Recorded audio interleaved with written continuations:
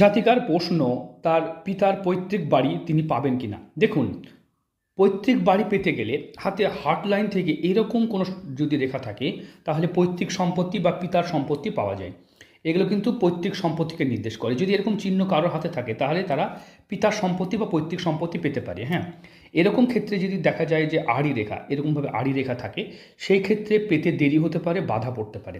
তাই আড়ি রেখার প্রতিকার করতে হবে। আমাদের অনেক ভিডিওতে বলা আছে, এটা অত্যন্ত অশুভ একটা চিহ্ন। এই জাতিকার ক্ষেত্রে দেখতে পাচ্ছি এখান থেকে রেখা বৃহস্পতির দিকে যাচ্ছে। এটা আড়ি রেখা ধরবো না, কারণ বৃহস্পতি পর্যন্ত যাচ্ছে, এটা শনির ক্ষেত্রে নেই।